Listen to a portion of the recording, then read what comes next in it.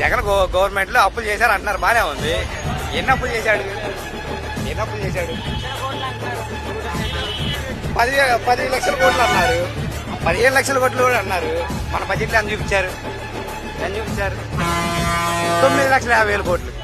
అంటే స్పీకర్ చేత కూడా అబద్ధాలు చెప్పగలరు వీళ్ళు. సరే అప్పులు చేశాడు అనుకుందాం, 10,000 ఆర్థికేయులు పైన కట్టించాడు, సచివాలయం 15,000 పైన కట్టించాడు, మెడికల్ డిపార్ట్మెంట్ బాగా అభివృద్ధి చేశాడు, ఉద్దానం ప్రాజెక్ట్ కట్టించాడు. మన పిల్లలు ఇక్కడ ఉన్న ప్రతి ఒక్కడికి రాని పథకం ఒకటి చెప్పమని, ఒక్క పథకం ఇంట్లో ప్రతి ఒక్కడికి వచ్చింది. రాని వాళ్ళు ఒక్కడు కూడా ఉండరు. ప్రతి ఒక్క ఇంట్లో ఏదో పథకం వస్తానే ఉంటుంది. అవునా? మరి ఈ గవర్నమెంట్ ఒక పథకాన్ని వచ్చిందా? అప్పులు చేశారు, వీళ్ళు ఎందుకు చేయలేదు? 1,50,000 కోట్లు చేశారు ఈ 9 నెలల్లోనే. మరి జగన్ గవర్నమెంట్ లో అన్ని లక్షల కోట్లు చేశారు అన్న కదా. మరి 9 నెలల్లో ఏమకుండా 1,00,000 కోట్లు ఎట్లా చేశారు?